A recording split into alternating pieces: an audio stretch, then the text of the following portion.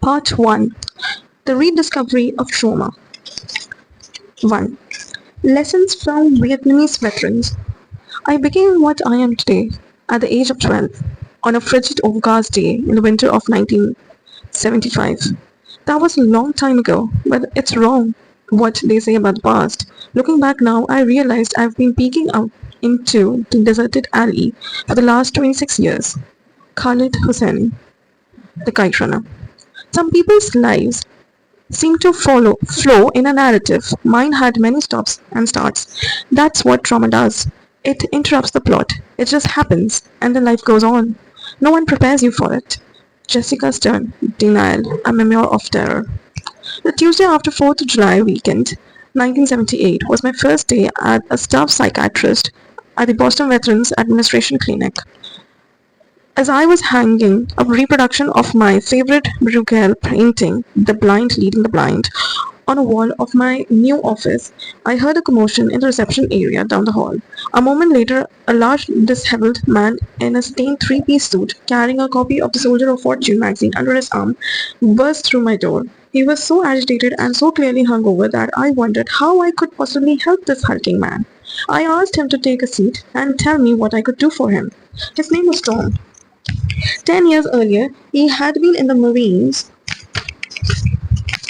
doing his service in Vietnam. He had spent the holiday weekend holed up in his downtown Boston law office, drinking and looking at old photographs, rather than with his family. He knew from previous years' experience that the noise, the fireworks, the heat, and the picnic in his sister's backyard against the backdrop of dense early summer foliage, all of which reminded him of Vietnam, would drive him crazy. When he got upset, he was afraid to be around his family because he behaved like a monster with his wife and two young boys. The noise of his kids made him so agitated that he would storm out of the house to keep himself from hurting them. Only drinking himself into oblivion or riding his Harley Davidson at dangerously high speeds helped him to calm down. Nighttime offered no relief. His sleep was constantly interrupted by nightmares about an ambush in a rice paddy back in Nam, in which all the members of his platoon were killed or wounded. He also had terrifying flashbacks in which he saw dead Vietnamese children. The nightmare was so horrible that he dreaded falling asleep, and he often stayed up for most of the night drinking. In the morning, his wife would find him passed out on the living room couch, and she and the boys had to tiptoe around him while she made them breakfast before taking them to school. Filling me on his background, Tom said that he had graduated from high school in 1965, the valedictorian of his class. In line with his family tradition of the military service, he enlisted in the Marine Corps immediately after graduation. His father had served in World War II in General Patton's army, and Tom never questioned his father's expectations. Athletic, intelligent, and obvious leader, Tom felt powerful and effective after finishing basic training, a member of the team that was prepared for just about anything. In Vietnam, he quickly became a platoon leader in charge of 8 other Marines. Surviving slogging through the mud while being stropped by machine gun fire can leave people feeling pretty good about themselves and their comrades. At the end of his tour of duty, Tom was honorably discharged, and all he wanted was to put Vietnam behind him. Outwardly, that's exactly what he did. He attended the college on the GI Bill, graduated from law school, and married his high school sweetheart, and 2 had sons. Tom was upset by how difficult it was to feel any real affection for his wife, even though her letters had kept him alive in the madness of the jungle. Tom went through the motions of living a normal life, hoping that by faking it he would learn to become his old self again. He now had a thriving law practice and picture-perfect family, but he sensed he wasn't normal. He felt dead inside. Although Tom was the first veteran I had ever encountered on a professional basis, many aspects of his story were familiar to me. I grew up in post-war Holland, playing in bombed-out buildings, the son of a man who had been such an outspoken opponent of Nazis that he had been sent to an internment camp. My father never talked about his war experiences, but he was given to outbursts of explosive rage that stunned me as a little boy. How could the man I heard quietly going down the stairs every morning to pray and read the Bible while the rest of the family slept have such a terrifying temper?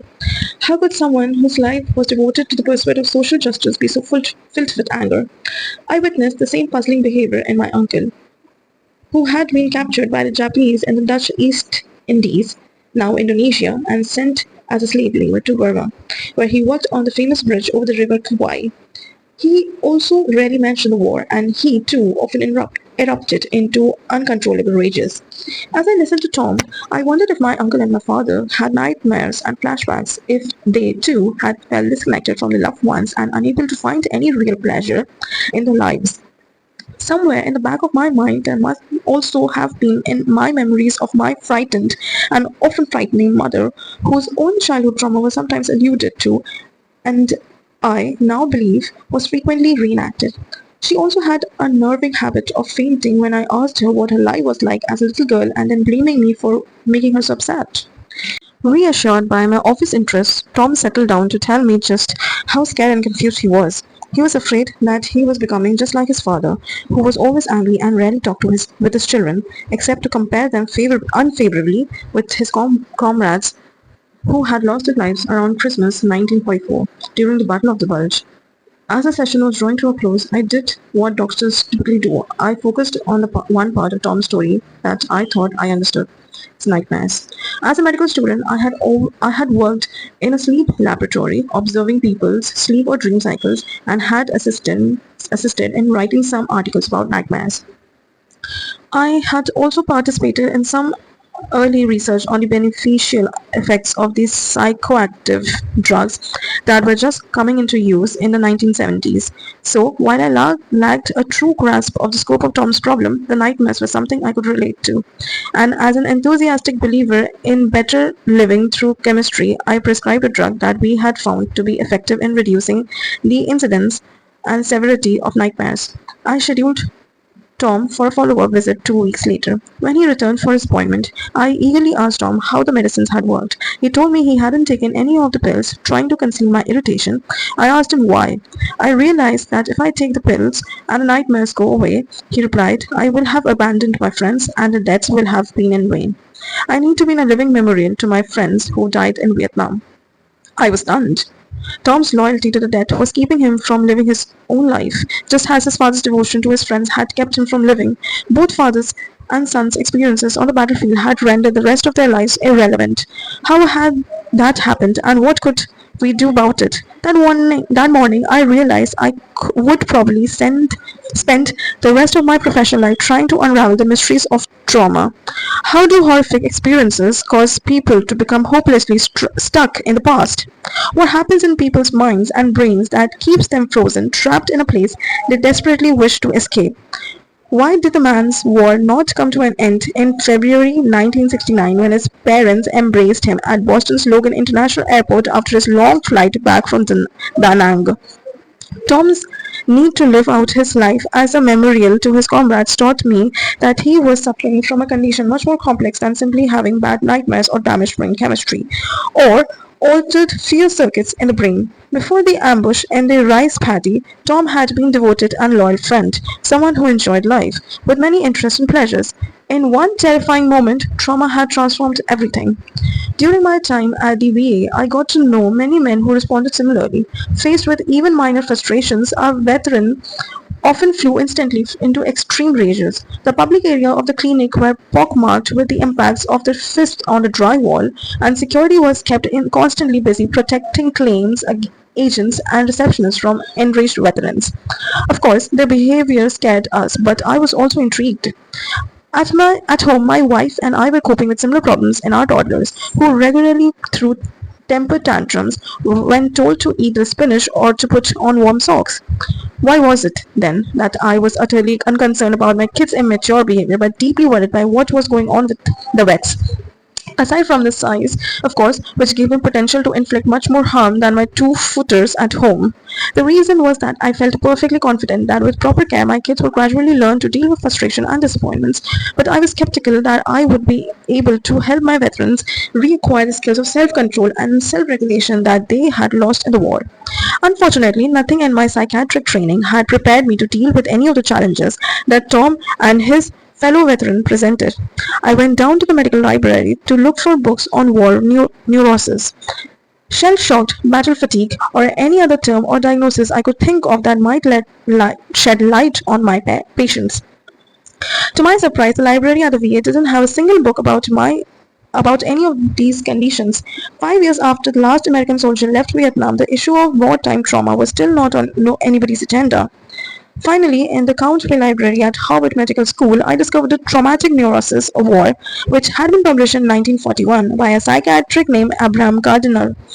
I described Gardner's observation of World War I veterans and had been released in anticipation of the flood of these shell-shocked soldiers expected to be casualties of World War II. Gardiner reported the same phenomena I was seeing. After the war, his patients were overtaken by a sense of futility. They became withdrawn and detached, even if they had functioned well before. What Gardner called traumatic neurosis, today we call post-traumatic stress disorder, PTSD. Gardner noted that sufferers from traumatic neurosis developed a chronic vigilance for sensitivity to threat. His summation especially caught my eye. The nucleus of the neurosis is physioneurosis. In other words, post-traumatic stress isn't all in one's head, as some people suppose, but has a psychological basis. Gardner understood even then that the symptoms have their origin in the entire body's response to the original trauma. Gardner's description corroborated my own observation, which was reassuring, but it provided me with little guidance on how to help the veterans. The lack of literature on the topic was a handicap, but my great teacher, Elvin Semrad, had taught us to be skeptical about textbooks. We had only one real textbook, he said, our patients. We should trust only what we learn from them and from our own experiences. This sounded so simple, but even as Semrad pushed us to rely upon self-knowledge, he also warned us on how difficult that process really is, since human beings are experts in wishful thinking and obscuring the truth. I remember him saying, the greatest source of our suffering are the lies we tell ourselves. Working at the VA, I soon discovered how excruciating it can be to face the reality. This was true both for my patients and for myself. We don't really want to know what soldiers go through in combat. We do not want to know how many children are being molested and abused in our own society, or how many couples, almost a third, as it turns out, engage in violence at some point during the relationship. We want to think of families as safe havens in a heartless world, and of our own country as populated by entitlement, civilized people. We prefer to believe that cruelty occurs only in faraway places like Darfur or the Congo. It is hard enough for observers to bear witness to pain. Is it any wonder, then, that the traumatized individuals themselves cannot tolerate remembering it, and that they often resort to using drugs, alcohol, or self-mutilation to block out the unbearable knowledge? Tom and his fellow veterans became my first teachers in my quest to understand how lives are shattered by overwhelming experiences and in figuring out how to enable them to feel fully alive again. Trauma and the loss of self. The first study I did at the VA started with systematically asking veterans what had happened to them in Vietnam. I wanted to know what had pushed them over the brink and why some had broken down as a result of that experience while others had been able to go on with their lives. Most of the men I interviewed had gone to war feeling well prepared, drawn close by the rigors of basic training and the shared danger. They exchanged pictures of the families and girlfriends, they put up with one another's flaws, and they were prepared to risk their lives for the friends. Most of them confided with their dark secrets to a buddy, and some went on far as to share each other's shirts and socks. Many of the men had friendships similar to Tom's with Alex. Tom met Alex, an Italian guy from Maryland, Massachusetts. On his first day in country, they instantly became close friends. They drove their Jeep together, listened to the same music, and read each other's letters from home. They got drunk together and chased the same Vietnamese bar girls. After about 3 months in country, Tom led his squad on a foot patrol through a rice paddy just before sunset. Suddenly, a hail of gunfire spurted from the green wall of the surrounding jungle, hitting the men around him one by one. Tom told me how he had looked on in helpless horror as all the members of his platoon were killed or wounded in a matter of seconds. He would never get one image out of his mind, the back of Alex's hand, as he lay face down on the rice paddy, his feet in the air. Tom wept as he recalled, he was the only real friend I ever had. Afterward, at night, Tom continued to hear the screams of the men and to see their bodies falling into the water. Any sound, smell, or image that reminded him of the ambush like the popping of firecrackers on 4th of July, made him feel just as paralyzed, terrified, and enraged as he had the day the helicopter evacuated him from the rice paddy. Maybe even worse for Tom that the recurrent flashback of the ambush was a memory of what happened afterward. I could easily imagine how Tom's rage about his friend's death had led to the calamity that followed. It took him months of dealing with his paralyzing shame before he could tell me about it. Since time immemorial, veterans like Orgenes in Homer's Iliad have responded to the death of their comrades with unspeakable acts of revenge. The day after the ambush, Tom went into frenzy to a neighboring village, killing children, shooting an innocent farmer, and raping a Vietnamese woman. After that, it became truly impossible for him to go home again in any meaningful way. How can you face your sweetheart and tell her that you brutally raped a woman just like her, or watch your son take his first step when you are reminded of the child he murdered? Tom experienced the death of Alex as if part of himself had been forever destroyed. The part that was good and honorable and trustworthy. Trauma, whether it is the result of something done to you or something you yourself have done, almost always makes it difficult to engage in intimate relationships. After you have experienced something so unspeakable, how do you learn to trust yourself or anyone else again? Or, conversely, how can you surrender to an intimate relationship after you have been brutally violated? Tom kept showing up faithfully for his appointments, as I had become for him a lifeline. The father he'd never had, and Alex, who had survived the ambush, it takes enormous trust and courage to allow yourself to remember. One of the hardest things for traumatized people is to confront their shame about the way they behave during a traumatic episode, whether it is objectively warranted, as in the commission of the atrocities, or not, as in the case of a child who tries to implicate her abuser. One of the first people to write about the phenomena was Sarah Haley, who occupied an office next to mine at the Rural Clinic. In an article entitled "When a Patient Reports Atrocities," which became a major impetus for the ultimate creation of the PTSD diagnosis, she discussed the well-known intolerable difficulty of talking about and listening to the horrendous acts that were often committed by soldiers in the course of their war experiences. It's hard enough to face the suffering that had been inflicted by others, but deep down many traumatized people are even more haunted by the shame they feel about what they themselves did or did not do under the circumstances. They despise themselves for how terrified, dependent, excited, or enraged they felt. And years later, I encountered a similar phenomena in victims of child abuse. Most of them suffer from agonizing shame about the actions they took to survive and maintain a connection with the person who abused them. This was particularly true if the abuser was someone close to the child, someone the child depended on, as is so often the case. The result can be confusion about whether one was a victim or a willing participant, which in turn leads to bewilderment about the difference between love and terror, pain and pleasure. We will return to this dilemma throughout the book. Numbing. Maybe the worst of Tom's symptoms was that he felt emotionally numb. He desperately wanted to love his family, but he couldn't evoke any deep feelings for them. He felt emotionally distant from everybody, as though his heart was frozen and he were living behind a glass wall. The numbness extended to himself as well. He could not really feel anything except for his momentary rages and his shame. He described how he hardly recognized himself when he looked into the mirror to shave. When he heard himself arguing a case in court, he would observe himself from a distance and wonder how this guy, who happened to look and talk like him, was able to make such cogent arguments. When he won the case, he pretended to be gratified, and when he lost it, it was as though he had seen it coming and was resigned to defeat even before it happened.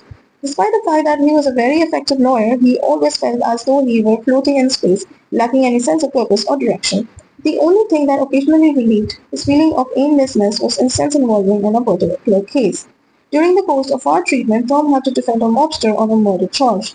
For the duration of the trial, he was totally absorbed in sorry, in devising a strategy for winning the case, and there were many occasions on which he stayed up all night to immerse himself in something that actually excited him. It was like being in combat, he said. He felt fully alive and nothing else mattered. The moment Tom won that case, however, he lost his energy and sense of purpose.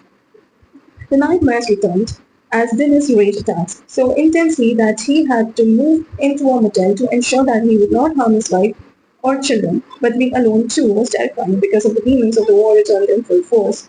Tom tried to stay busy working, drinking, and drugging, and doing anything to avoid confronting with his demons. He kept coming through Soldier of Fortune, fantasizing about enlisting as a mercenary in one of the many regional wars that then raging in Africa. That spring he took out his Harley and rode up the Camagus Highway in New Hampshire. The vibration, speed, and the danger of that ride helped him pull himself back together to the point that he was able to leave his motel and return to his family. The reorganization of perception. Another study I conducted at the VA started out as a research about nightmares but ended up exploring how trauma changes people's perception and imagination.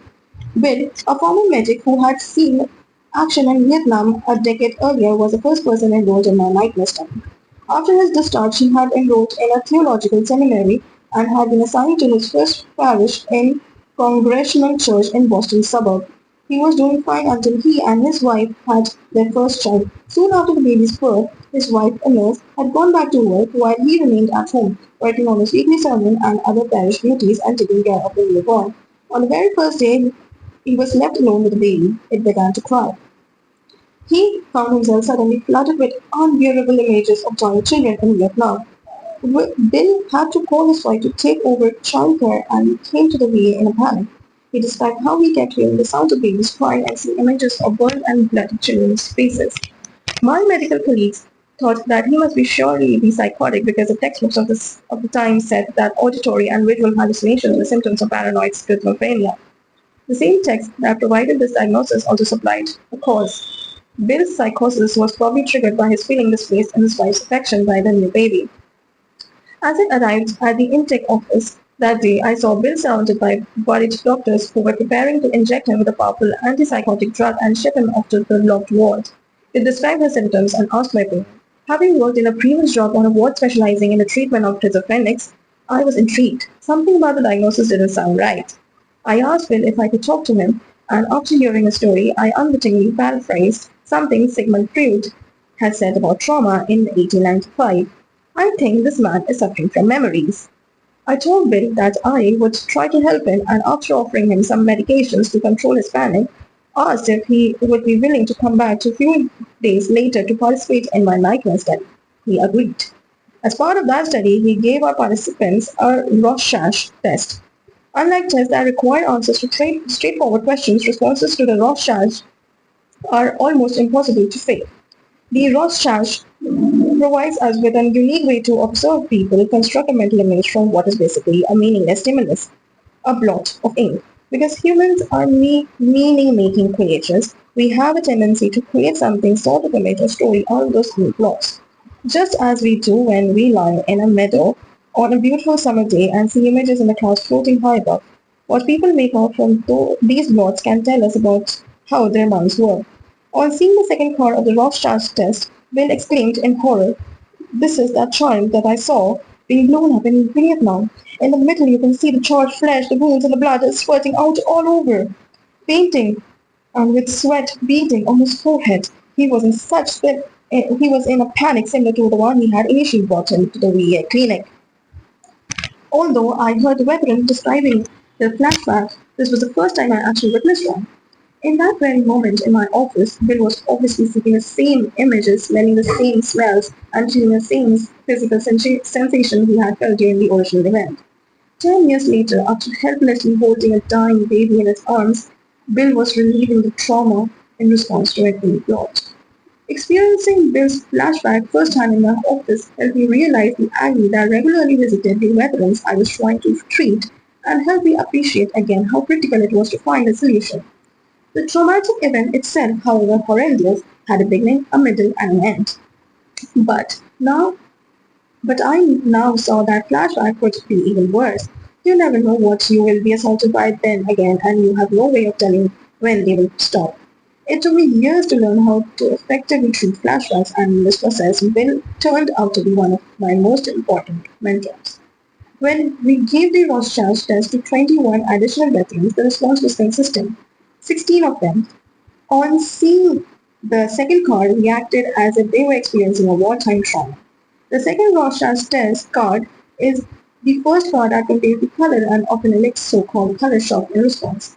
The veterans interpreted this card with description like these are the balls of my friend Jim from a mortar shell ripped him open, and this is the leg of my friend Danny after his head was blown off by a shell while we were eating lunch.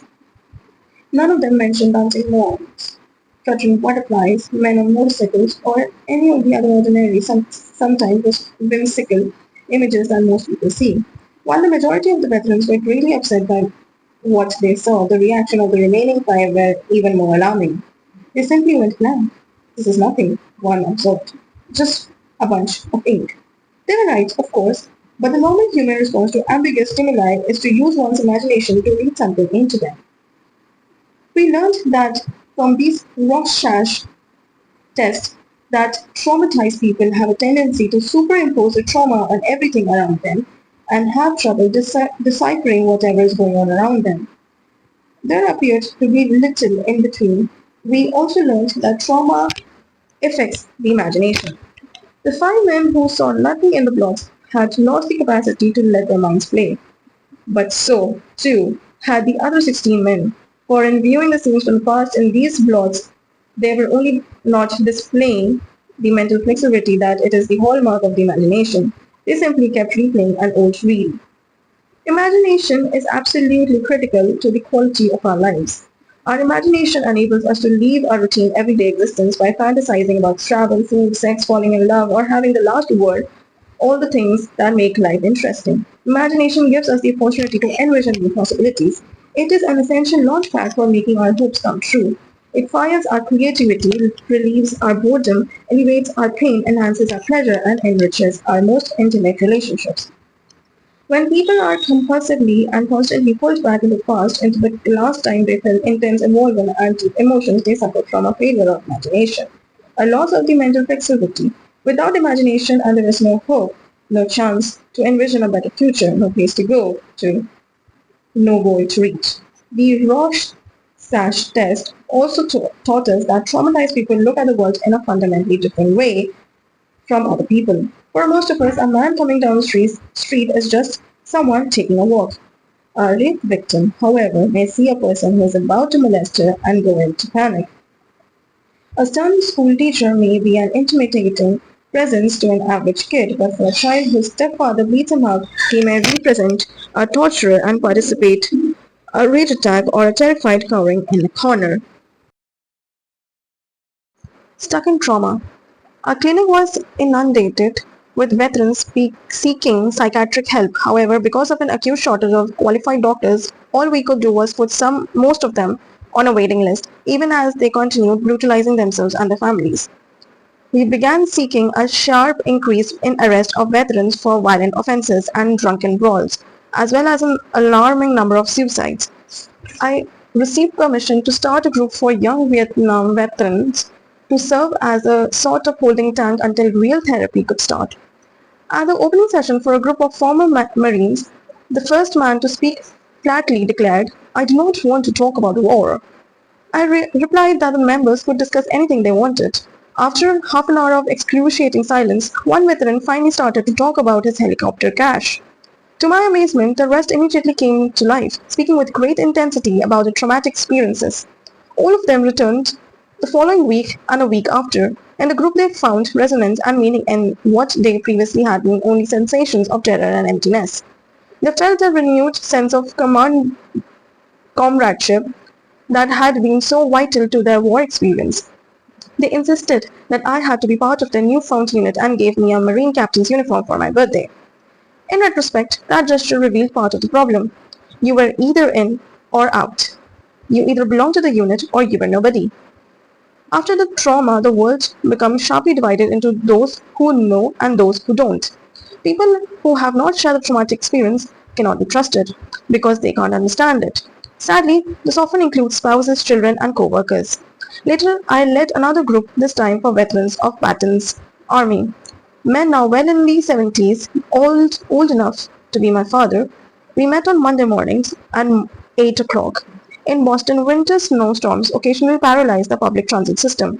But to my amazement, all of them showed up even during blizzards. Some of them trudging several miles through the snow to reach the VA clinic. For Christmas, they gave me a 1940s GI issue wristwatch, as had been the case with my group of Marines. I could not be their doctor unless they made me one of them. Moving as these experiences where the limits of group therapy became clear when I urged the men to talk about the issues they had confronted in their daily lives. The relationships with their wives, children, girlfriends, and family, dealing with their bosses, and finding satisfaction in their work, their heavy use of alcohol, their typical response was to balk and resist, and instead recount yet again how they had plunged a dagger through the heart of a German soldier in the Hurtgen forest, or how the helicopter had been shot down in the jungles of Vietnam. Whether the trauma had occurred 10 years in the past or more than 40, my patients could not bridge the gap between their wartime experiences and their current lives. Somehow, the very event that caused them so much pain had also become their sole source of meaning. They felt fully alive only when they were revisiting their traumatic past. Diagnosing post-traumatic stress. In those early days at the VA, we labeled our veterans with all sorts of diagnoses: alcoholism, substance abuse, depression, mood disorder, and even schizophrenia. And we tried every treatment in our textbooks. But for all our efforts, it became clear that we were actually accomplishing very little. The powerful drugs we prescribed often left the men in such a fog that they could barely function. When we encouraged them to talk about the precise details of a traumatic event, we often inadvertently triggered a full-blown flashback rather than helping them resolve the issue. Many of them dropped out of the treatment because they were not only failing to help but also sometimes making things worse. A turning point arrived in 1980 when a group of Vietnam veterans, aided by the New York psychoanalyst Shame Shatton and Robert J. Lifton, successfully lobbied the American Psychiatric Association to create a new diagnosis: post-traumatic stress disorder, PTSD, which described a cluster of symptoms that was common to a greater or lesser extent to all of our veterans. Systematically identifying these symptoms and grouping them together in a disorder finally gave a name to the suffering of people who were overwhelmed by horror and helplessness. With the conceptual framework of PTSD in place, the stage was set for a radical change in our understanding of our patients. This eventually led to an explosion of research and attempts at finding effective treatments. Inspired by the possibilities presented by this new diagnosis, I proposed a study on the biology of traumatic memories of the VA. Did the memories of those suffering from PTSD differ from those of others? For most people, the memory of an unpleasant event eventually fades or is transformed into something more benign. But most of our patients were unable to make their past into a story that happened long ago. The opening line of a giant rejection read, it has never been shown that PTSD is relevant to the mission of the Veterans Administration. Since then, of course, the mission of the VA has become organized around the diagnosis of PTSD and brain injury, and considerable resources are dedicated to applying evidence-based treatments to traumatized war veterans. But at the time, things were different, and unwilling to keep working in an organization whose view of reality was so at odds with my own, I handed in my resignation in 1982. I took a position at the Massachusetts Mental Health Center and Howard Teaching Hospital, where I had trained to become a psychiatrist. My new responsibility was to teach a fledgling area of study, psychopharmacology, the administration of drugs to elevate mental illness. In my new job, I was confronted on almost daily basis with issues I thought I had left behind at the VA. My experience with the combat veterans had so sensitized me to the impact of trauma that I now listened with a very different ear when depressed and anxious. Patients told me stories of molestation and family violence. I was particularly struck by how many female patients spoke of being sexually abused as children. This was puzzling, as a standard textbook of psychiatry at the time stated that incest was extremely rare in the United States, occurring about 1 in every million women. Given that there was then only about 100 million women living in the United States, I wondered how 47, almost half of them, had found their way to my office in the basement of the hospital. Furthermore, the textbook said there is little agreement about the role of father-daughter incest as a source of serious subsequent psychopathology. My patients with incest histories were hardly free of subsequent psychopathology. They were profoundly depressed, confused, and often engaged in bizarrely self-harmful behaviors. such as cutting themselves with razor blades. The textbooks went on to practically endorse incest, explaining that such incestuous activity diminishes the subject's chance of psychosis and allows for a better adjustment to the external world.